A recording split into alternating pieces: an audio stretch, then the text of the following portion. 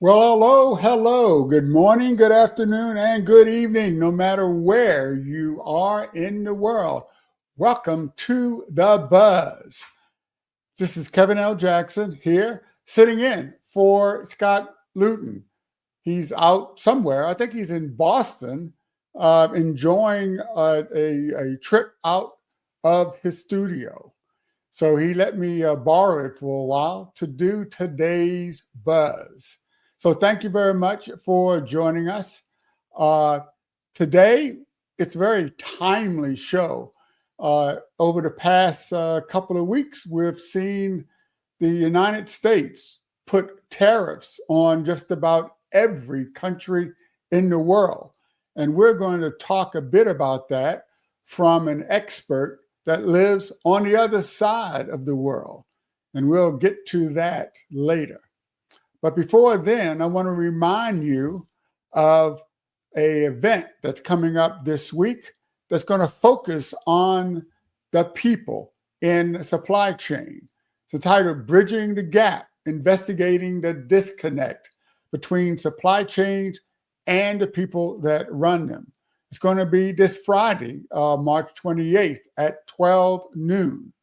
We have Melanie Salter, the Director of Supply Chain Research at Boom Global Networks, and Lushenta Naido, the Managing Director of ESDP. You know how in business, HR is often seen as more administrative than strategic, and supply chain and HR metrics and strategies are often not aligned. In this upcoming webinar, we're going to explore the reasons behind the disconnect and how to bridge that gap between supply chains and the people that run them. So don't miss it. Register online today. With that, we're going to talk a bit about the United States against the world with trade tariffs. Unless you've been under a rock, you know that our president has been basically telling every country in the world that you have to pay up to trade with the United States. Our friends like Canada will put a 25% tariff on all Canadian imports and a reduced 10% tariff on energy products like oil and electricity. Mexico, look, all Mexican imports are subject to a 25% tariff. China, we didn't forget about them. A 10% tariff has been imposed on Chinese goods, and the European Union, 25% tariff on steel and aluminum imports. That affects just about all EU countries. Some of them have really retaliated against the United States for these actions. So because of this, I thought it would be great to bring in an expert to talk more about how these tariffs are affecting the global economy, especially supply chain. And with that, I'd like to bring onto the show our special guest, Mr. Warwick Powell, Chairman of Smart Trade Networks.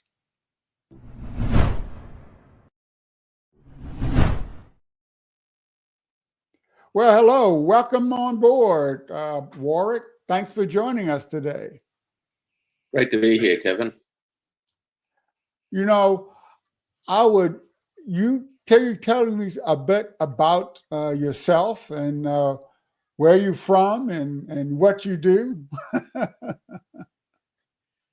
Well, as your viewers could probably tell, I'm in Australia, and I've been in Australia almost 50 years. I'm originally from Hong Kong. Okay. These days, I wear three hats, or perhaps two hats, and one hat has two halves. One hat is heavily focused on research and development, and the other hat is as the chairman of a company, a little group of companies called Smart Trade Networks.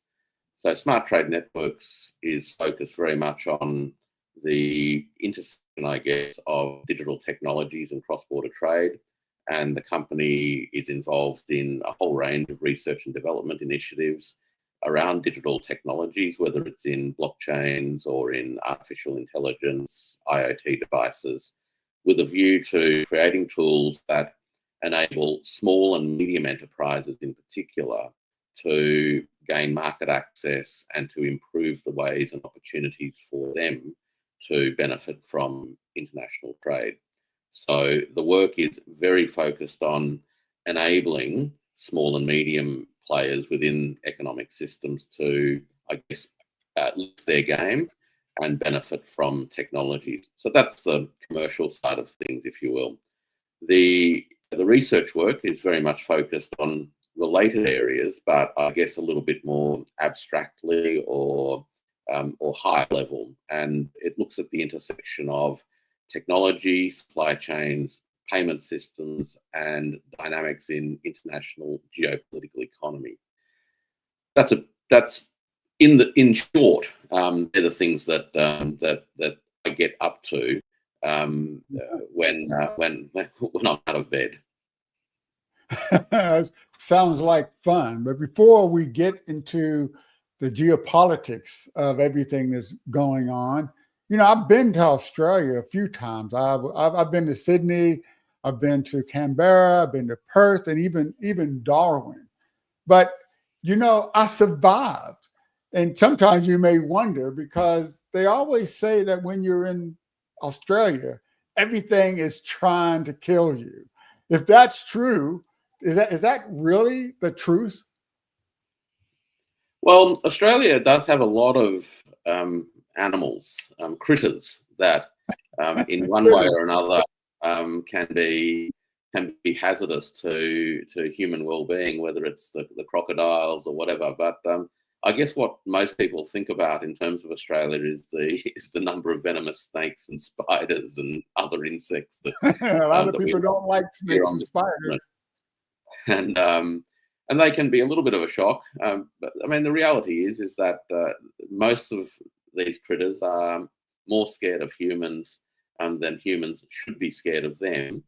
And if you make enough noise, they tend to scatter and run away.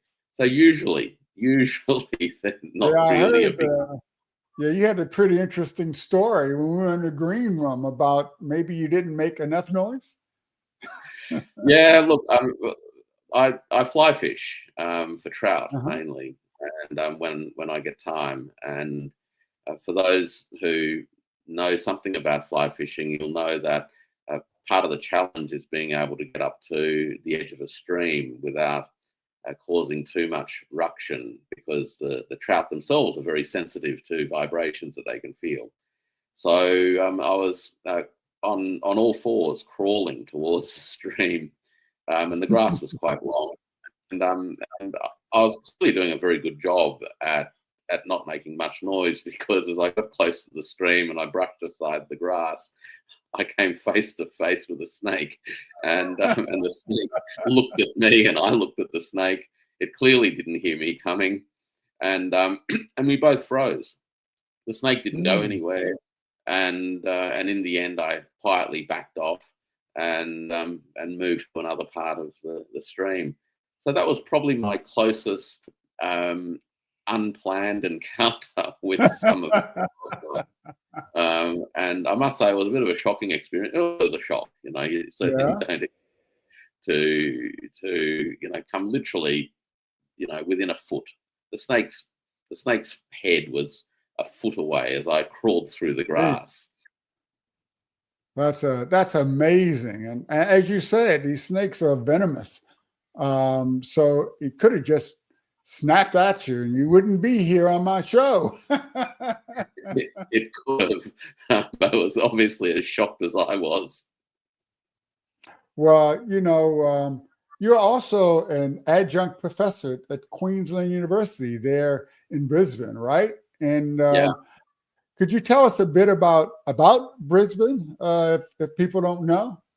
Sure. It's a subtropical city on the east coast of Australia. It has a population of about 1 million people in the official territory of the city itself, and within the broader region in which it's nestled, which we call Southeast Queensland, there's about 3.5 million people. Mm. Many of your viewers would probably be more familiar with the Gold Coast Oh, in yeah. Australia, in Brisbane, and the Gold Coast is about 50 miles away from Brisbane itself, where we've got great sandy beaches and tremendous surfing and fishing opportunities as well. So that's Brisbane. Queensland University of Technology is a long-standing institution in Australia.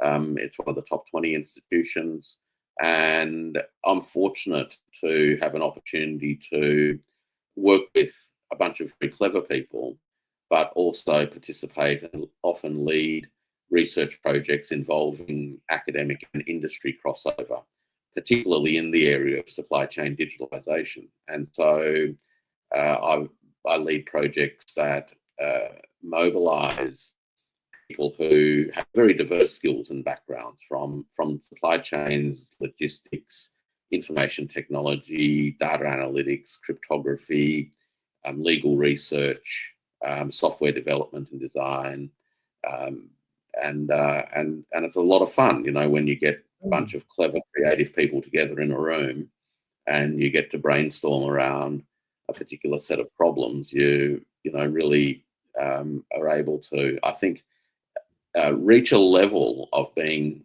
a human being that I think is probably one of the peaks of what being human is all about, and that is to be creative. So it's a lot of fun. Wow. Yeah, and you actually kind of work at an interesting intersection in these ways. You're working at the intersection of China. You were born in Hong Kong. That's another one of my favorite cities. I used to go to the big jumbos when before it burnt down. Um, Digital technologies, supply chains, and the finances, international finances. And let's get back into this geopolitics, the economy, and governance. Um, that must be really fun. And in today's environment, does that keep you busy there at talking to your colleagues there at Queensland University?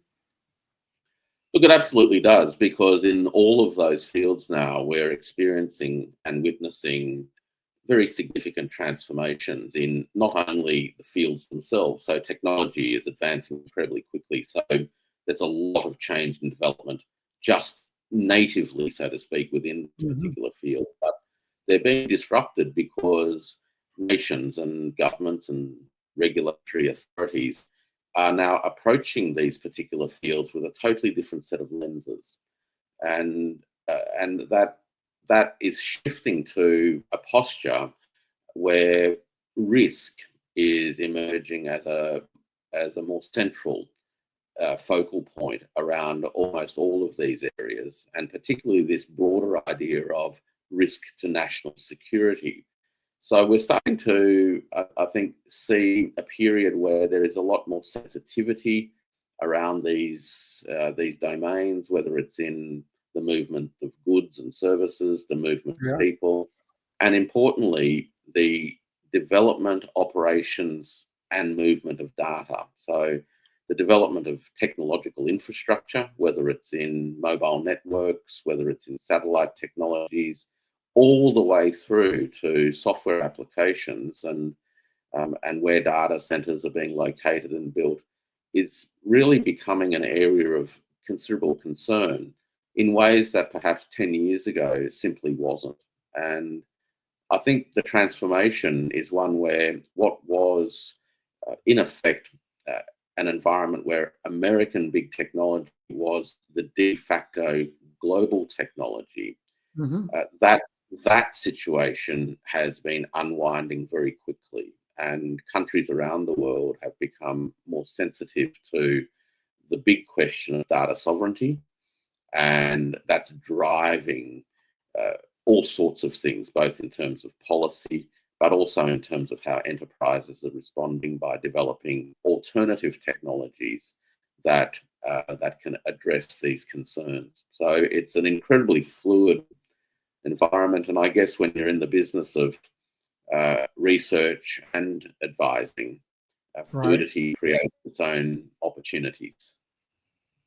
Well, this is really amazing because, I mean, data is at the heart of supply chain management, being able to forecast what you need, being able to understand what you have to manufacture, reading the demand signal, for instance. And that seems to sort of come up against issues with data sovereignty because of the international nature of supply chains and trade. I imagine that's at the heart of some of the issues. Is that true? Yeah, absolutely. And that's where my colleagues in cryptography really come to their fore, because cryptography is really the mathematics of secrets, right? Hmm. And how it is that two parties can ensure that they can communicate with each other, but no one else knows what they're talking about. And the big challenge now is how do we enable an environment where information interoperability can still play the critical role that it needs to enable actors in supply chains to coordinate what they're doing and to make decisions about what they need to do, whilst at the same time not compromise the national sovereignty or digital sovereignty concerns that governments increasingly have. And the challenge in all of that is a whole technology stack challenge, right? To start with, going from the ground level of the undersea cables, the routers, the terrestrial transmission networks, all the way through to satellite networks. So that's your hardware, and it goes all the way through to how technology stacks in the software space um, enable data to be relevant and useful for enterprises and their stakeholders, whilst at the same time not being broadcast around the world willy-nilly. Now, I think these are still early days in this particular space. About 70% of global internet traffic continues to transit through data centers in Virginia, and Okay. that proportion is dropping and dropping quickly. But as that process takes place, a whole bunch of new technologies need to be developed. Obviously, a bunch of new hardware needs to be developed and operationalized, which is why we're seeing massive data center projects in obviously China over the last 10 plus years, but also through Southeast Asia, where Malaysia's picking up its act to become a significant data center hub for the region. And Hmm. in the Middle East, we also see big moves by Saudi Arabia and to some extent the UAE to be positioned as critical data center operating hubs as well. So, so this entire space, if you will, Hmm. of core infrastructure is that make. So we used to think of infrastructure as roads and ports and railroads and airports. Well, this other layer of infrastructure, which we all really just took for granted, it just sat in the back of our minds. No one really paid Right. much attention to it, except the engineers, is now becoming something that everyone has to pay attention to. Yeah. So this is why all of this is making front page news.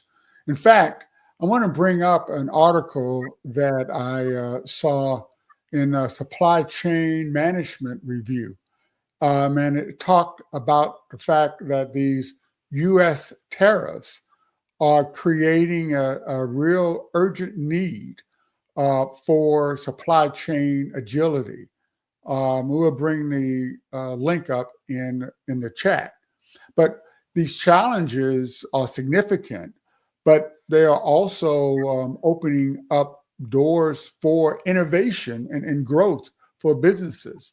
The retailers and manufacturers need to adapt quickly because of these higher import costs, but they also have to wait and see and figure out how to deal with retaliatory tariffs that could hurt brands, especially here in the United States, by making their exports less competitive in key markets. And these moves, I think, really highlight the need for digital transformation. Scott's going to get on me because that's my show, Digital Transformers. But in reality, everyone that's in supply chain or logistics has to digitally transform their business. Do you agree? Well, digitalization is a massive part of what's going on generally in economic systems. So, in supply chains themselves, obviously, if you just think of each of the nodes in the supply chain, whether you're in the business of harvesting raw materials or in the business of transforming them, transporting them, or ultimately storing and distributing products, digital technologies is playing a role in creating new productivity opportunities in each of those activity areas, whether it's to be able to make things with less inputs, operate a plant more efficiently, manage logistics and distributions and fulfillment in a quicker, less costly way. So digital technologies is playing a pivotal role in what I would call productive efficiencies. The other area, of course, that digital technologies is playing a critical role is what I call process productivity. And that is the ways in which the different nodes in these supply chain networks can interact with each other and coordinate effectively. And this is where information actually, comes into its own, because if you think about supply chains as really a series of circuit flows where products flow in one direction and money flows in the other direction, what holds all of that together is actually information. Right? Because without information, you can't have either of those things happening. And again, we've taken that information layer very much for granted, but because of geopolitical concerns, because of the advent of computational power and all sorts of other devices that enable you to collect data, we're now starting to pay more attention to that critical layer that until now really sat in the background.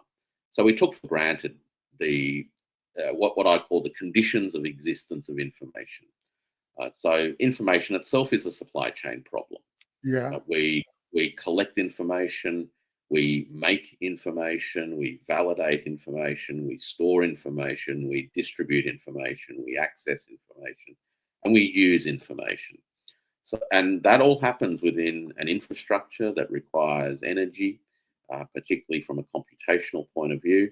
So information as a supply chain is intersecting with the other dynamics of supply chains as well. And that digitalization process is at the heart of an enterprise's and an industry's or a supply chain's ability to adapt to the changes that are taking place in the world. Tariffs, which is, I guess, the heart of the question here, fundamentally aims to transform relative pricing. And by changing relative pricing, it seeks to give signals to enterprises to change something about what they're doing. In the case of tariffs, the aim is to either cause buying enterprises to seek alternatives.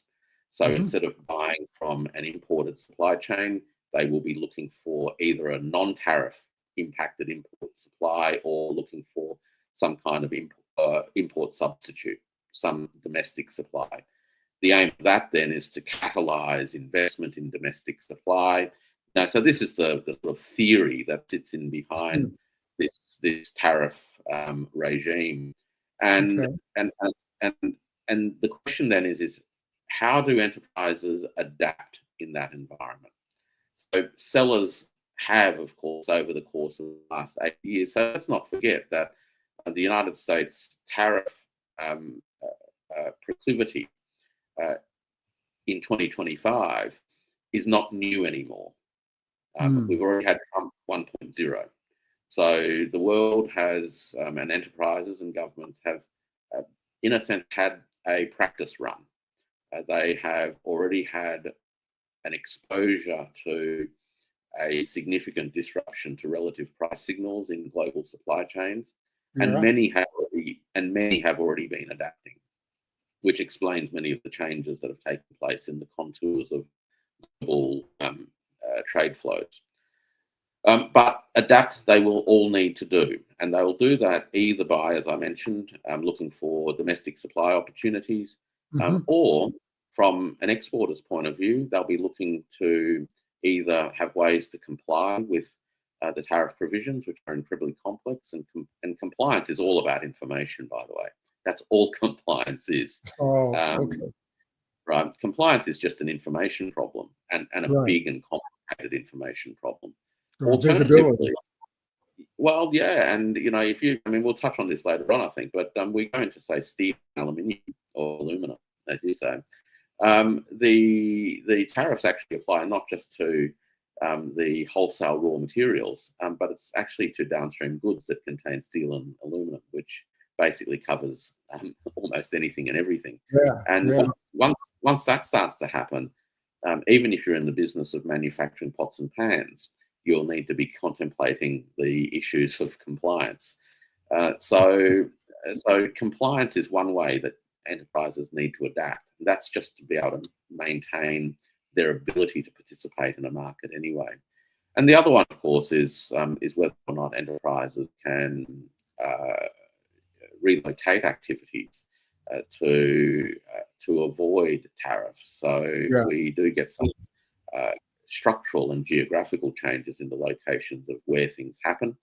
And in many regards, one of the main features of the post-Trump 1.0 tariff world is an interesting set of cases of how enterprises have diversified some of their locations, and much of that has, perhaps a large proportion, not much, of that has been catalyzed by a desire to work around country-specific tariff regimes. So we see an expansion of activity in Vietnam, Malaysia, Mexico, all of which is aimed at, in the first instance, maintaining access to the US market without being impacted by tariffs, though all of that's going to change. And of course, it also means that these firms are closer to new markets. So that's the other change that's happening. Well, you were talking about, I guess, anger in some ways. And in fact, when the United States imposed tariffs on Canada, you saw the Prime Minister of Canada, Prime Minister Trudeau, in front of microphones, basically saying, "American people, we're your friends. Trump, this is not right." He used some other choice words. But I just saw a recent Reuters article talking about the tariffs that are being placed on Australia. And your Prime Minister, Anthony Albanese, said that Australia is not going to put any reciprocal tariffs on the United States. And we'll put that link in the chat, because he says that imposing reciprocal tariffs on the United States would only push up prices for Australian consumers and spur inflation. Is your Prime Minister on the right side of this argument? I think generally, yes. Australia is a trading nation, and it depends a lot on its ability to export and import. And it's important to bear in mind that the bilateral trading relationship between Australia and the United States sees the United States having a substantial trade surplus with Australia, and it's in that regard, that particular trade relationship is in the minority, I guess, because the United States experiences a trade deficit overall. with the world. But in relation to Australia, the United States actually has a trade surplus. The imposition of tariffs obviously affects prices, and Mm-hmm. the way it works through supply chains can be quite complex.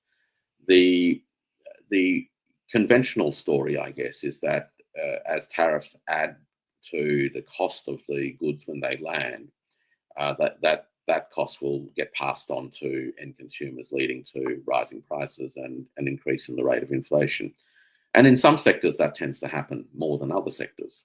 Okay. The other ways in which tariffs affect supply chains and particular nodes within a supply chain is that rather than being passed on, the importers themselves often absorb the tariff increase to the extent that they can, so as not to have to pass on those costs and put at risk their market share.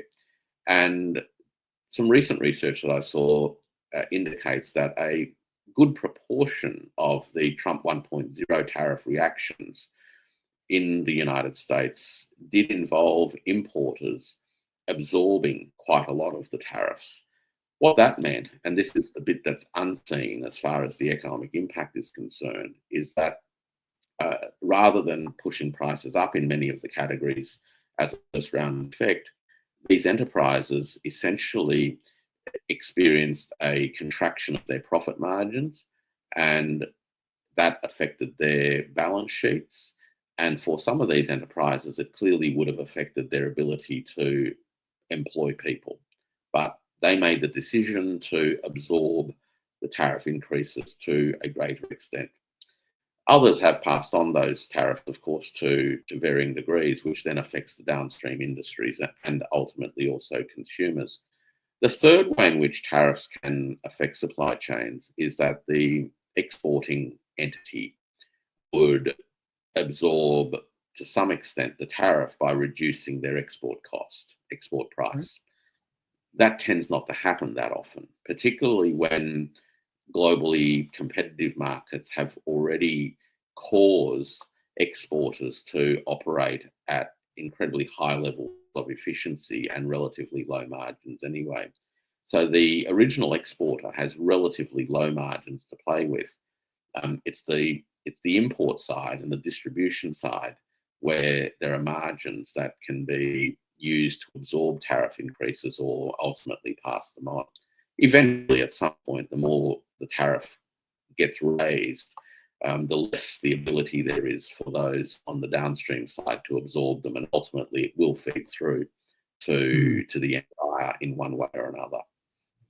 So look, I think the Australian response at this stage is typically Australian. It's relatively measured. It's quite mild, and ultimately it's looking to not aggravate the situation, but keeping an eye on what the end impact is on Australian enterprises and consumers.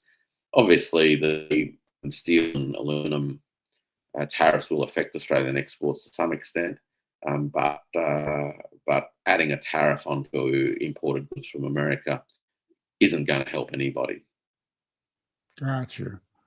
So your mission statement there at Smart Trade Network says that your foundations are to enable data integrity in supply chains, to drive responsible businesses and value growth. And we've talked about the importance of data, the importance of IT infrastructure, and also the importance of being flexible and having agility in this current climate.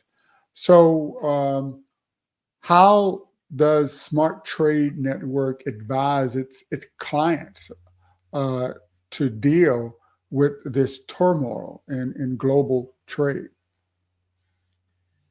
Look, in some ways, the first thing we say to people is sit tight. The temptation often is to react quickly and in haste in the face of significant changes. Now, sometimes that the need to respond immediately is unavoidable because the price point shifted, and if your operating margins are fairly thin, then obviously you need to do something about it. But the first piece of advice that we give is for people to actually take a deep breath and scan the world and get a grip of the broader dynamics at work and be less impetuous. And then plan effectively. Think about not just where you need to be in a week's time, but when you're dealing with foundational infrastructure questions, when you're dealing with the commitment of fixed capital, particularly if you're looking at expanding production in new locations, then you need to be judicious in the kinds of judgments that you make. And so the first thing we advise people is actually do nothing for the first move. Understand your environment. The second thing that we've seen, of course, and this is partly the experience that we've had now over the last 10 years since Trump 1.0, is that considered responses to this change in the relative pricing structure of the global marketplace can be done in ways that ultimately empower enterprises to expand their productive capacity and to grow their businesses. So just as the market in the US becomes a tougher market, it also creates opportunities to open up markets elsewhere. And we are seeing this happen in large part because the non-US parts of the world are playing an increasingly larger role in global trade. If you think about the way that the US economy dominated the world in the years immediately after the Second World War, occupying a little bit over 50% of global GDP, the vast majority of trade in those years was, of course, anchored by the United States. These days, the US market and trade contributes about 15% and declining to global trade. So in relative terms, the US market is not as big a market in global terms as it once was. What that means, of course, is that other markets are becoming more important. And as enterprises in other parts of the world are looking at how they can respond to the challenges of US tariffs, one of the first things is actually to look at the growth in other markets. And we see that at macro level as well, where supply chains are reconfiguring in tighter spatial clusters. So in Asia, for example, the supply chain reconfiguration is seeing an intensification of supply chain networks that revolve around intra-regional trade. So far less about the longer supply chains that connect up to other markets, such as the North American market. So in Asia, trade is increasingly intra-Asian. And those sorts of changes, I think, are likely to be the kinds of systemic responses to the US tariffs. What that really means is that the US is progressively cutting itself off from the rest of the world. And the rest of the world, in a sense, just needs to deal with that.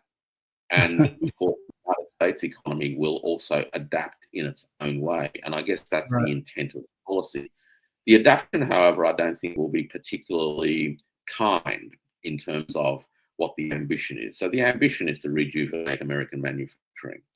The ambition will be very difficult to achieve simply by tariffs, in large part because the reasons why American manufacturing has hollowed out over the last 50 years are difficult to resolve quickly. The main reason is that the US economy has structurally changed, where financialization has seen the growth in financial services, real estate, insurance, and the stock market is playing a much bigger role in the economic system.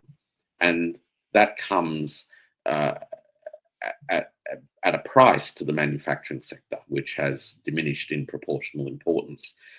Until the dominance of the finance sector is tackled, the space in the American economic system for manufacturing rejuvenation is really constrained. The second reason why the rejuvenation of manufacturing is difficult is that modern manufacturing requires high technology and high skills. And the American population at large has experienced, again over the last 40 plus years, a relative reduction in overall literacy and numeracy levels. There's a lot of data which shows that the literacy and numeracy standards of Americans has been dropping. And modern manufacturing actually needs a population that is highly literate and highly numerate. The third reason why rejuvenation will be challenging, particularly in the short term, is that the United States economic system does not manufacture sufficient amounts of fixed capital and sufficient intermediate input goods, which means to create new factories, which is ultimately the sort of the imaginary of manufacturing, would require a dramatic increase in the import of fixed capital, machines, equipment, and those sorts of things, as well as a significant increase in the short term, at least, of intermediate goods. Now, as tariffs gets pushed up around the world on things that contain steel and aluminum, that will actually push up the cost of capital goods. There are no import substitutes, right? So the United States is going to have to import more stuff, the stuff that factories need. If it doesn't import it from China, where the world's lowest cost capital goods come from, by and large, the United States will turn to Europe, particularly Germany, and Japan and Korea, all of which are a higher cost supplier of these kinds of things. So the end outcome, in all likelihood, is that the United States can make a transition, but over the next decade, it will actually transition to a higher cost plateau economic structure, the aim of which is to actually, and perhaps this is not the explicit aim, but the consequence of which is that it becomes less connected to the global economy. And that continues the current trend anyway, which is a relative diminution of the role of the American market in global trade. The rest of the world, however, will continue moving on. And I think that's the big difference between what's happening today and what happened in the late 1920s and early 1930s. Okay. So, the newscasters call this a trade war. But is it a trade war or just a natural evolution of global economics? Well, it doesn't have to be this way. So in a sense, there's nothing natural about it. But at the same time, the concerns that have been expressed by the Trump administration, I think, are an understandable set of concerns. When you survey the landscape of the American political economy, there are plenty of reasons why it's understandable, at least, for political leaders to be concerned about the decline in certain economic sectors, which has also contributed to the decline of particular regions, because a lot of these sorts of activities are concentrated, right? So it becomes a very visible set of social problems, and tackling them is I think a totally understandable and legitimate set of concerns. But the challenge is whether or not the world can be turned back, and the world can't be turned back because of technology development, the ability of other countries to literally move on to grow markets elsewhere. So if you look at the 1920s and 1930s, the world, from an economic trade perspective anyway, was largely a transatlantic world. 60 to 70% of world trade was transatlantic trade back then. Right? So this is why when both sides basically began tariffing each other out of trade, it had such a big impact. But you come to today, and when the US market's only 15% of the global marketplace, the US tariffing itself just doesn't have the same kind of impacts on the system at large. The Europeans have been diversifying. China's certainly been diversifying its trading exposures, though ironically, since Trump 1.0, China's trade surplus with the United States actually been increasing. So in that sense, tariffs haven't actually done what they said that they were meant to do in any regard. So is it a natural response? Well, it's an understandable response. Is it the only way in which I think the United States can respond? Well, certainly not. There's many ways in which governments and industries can respond to these sorts of concerns, and some of those we've touched on, which is to become more agile, to Right. adopt new technologies, to become more cost competitive.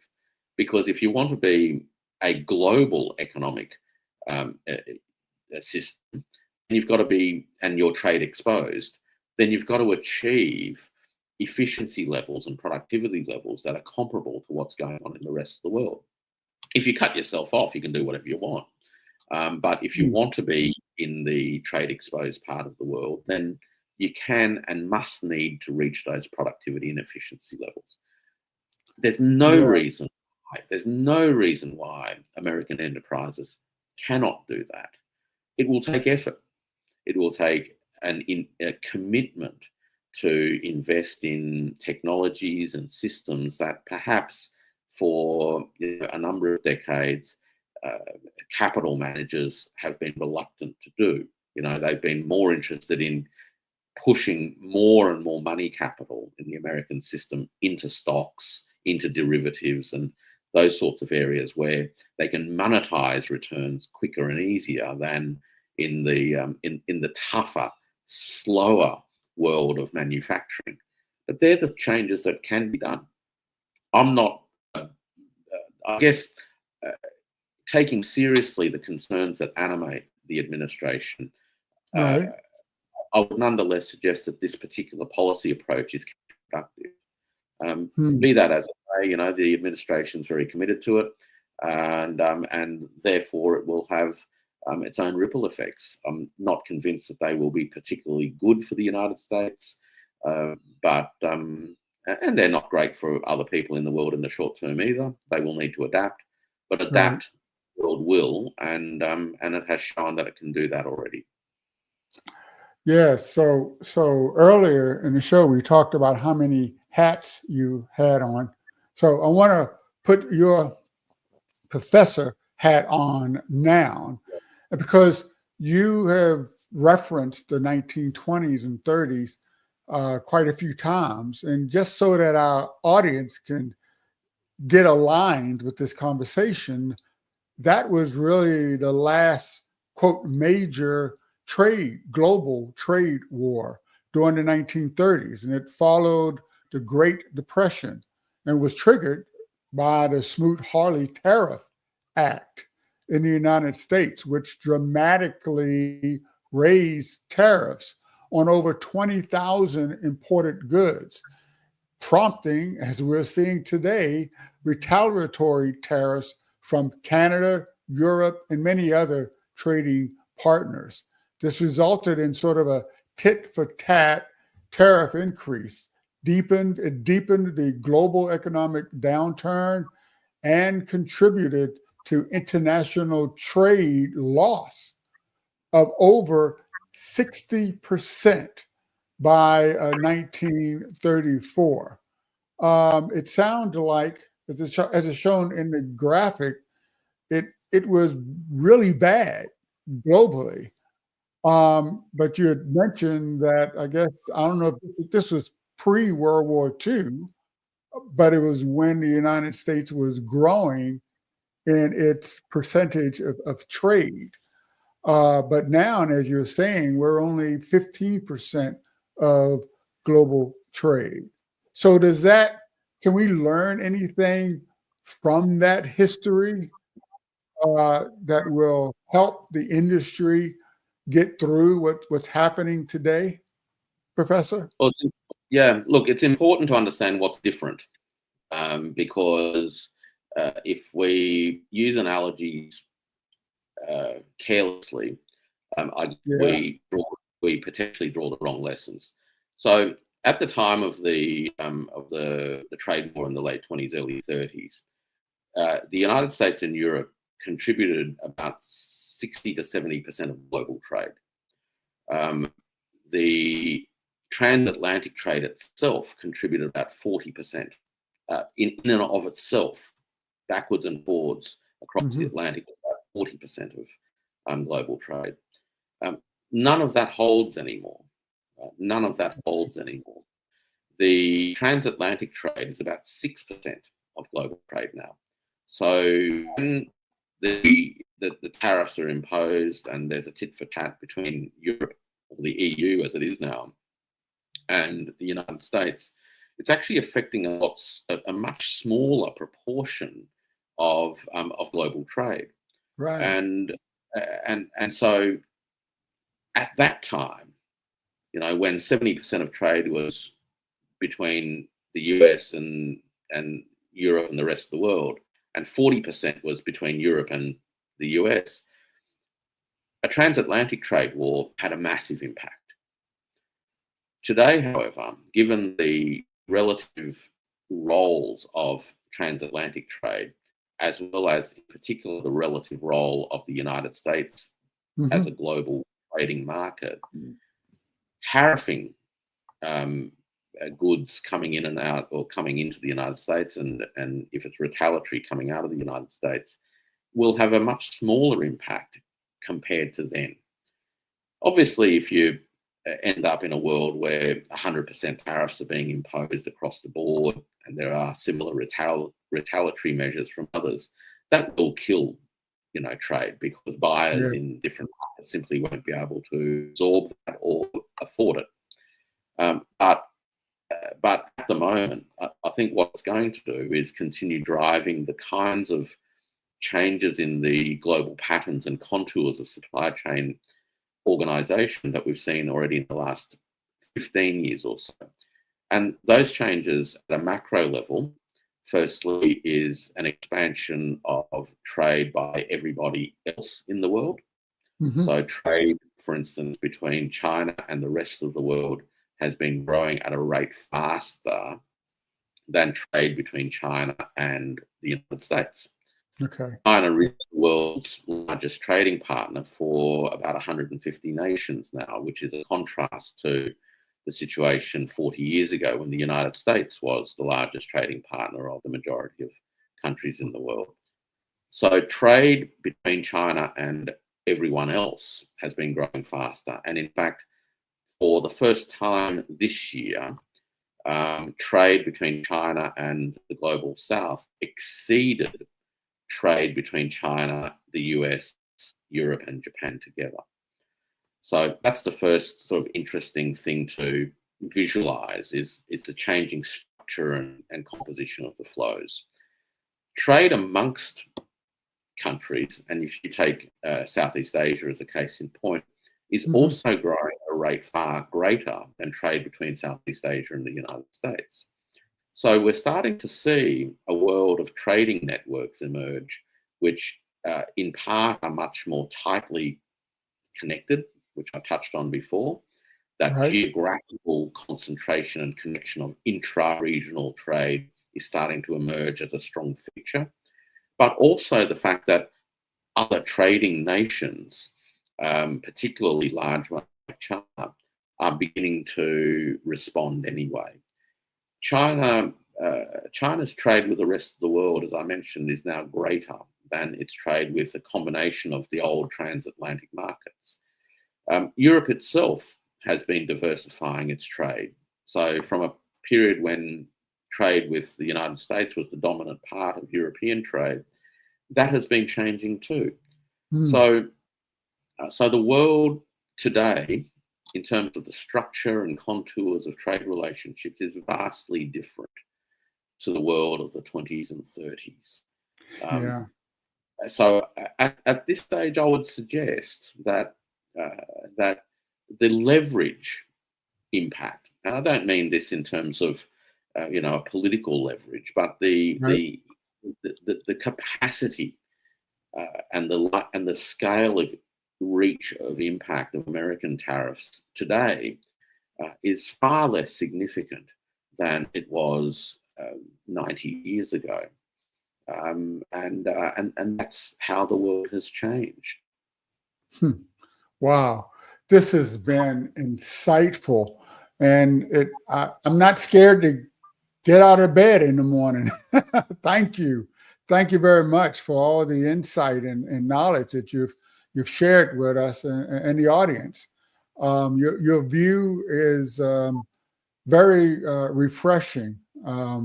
So I'm sure others would want to, connect with you and learn more, and as we go through this transition. So how could people best connect with you, especially us on the other side of the world?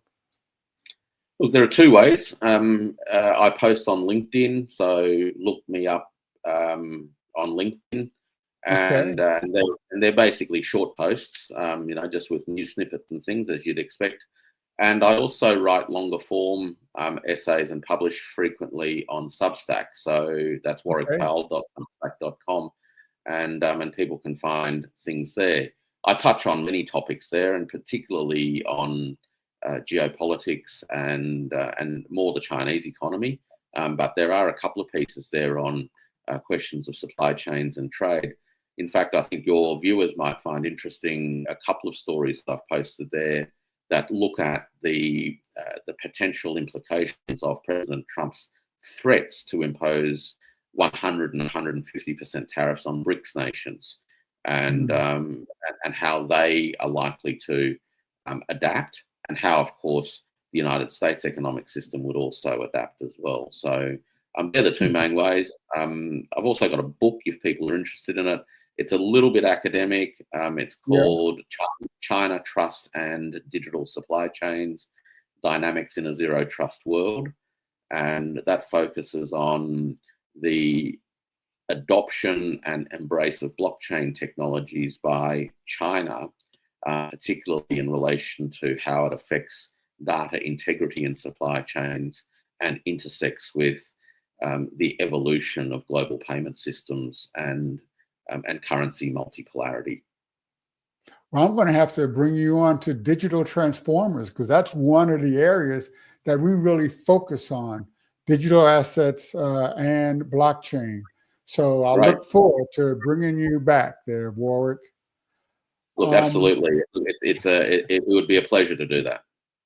Thank you. Thank you very much. And audience, thank you. I'm sure you got a lot out of this last hour. I know I did.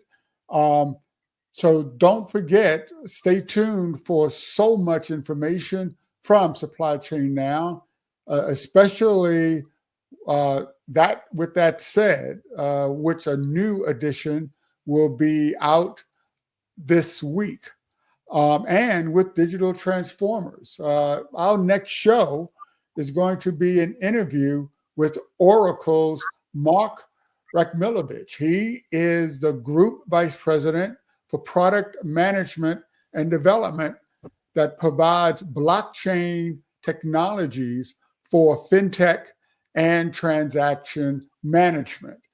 So that will be an awesome show. So as Scott always said, we really welcome you, the audience. That's the most important part of our show. So take what you've heard today and take some action, leverage it, use it, do good, give forward, and be the change that's needed. So thank you for joining us here for this special edition of The Buzz. So enjoy and have a transformative day. This is Kevin Jackson. See you next time on The Buzz and Digital Transformers.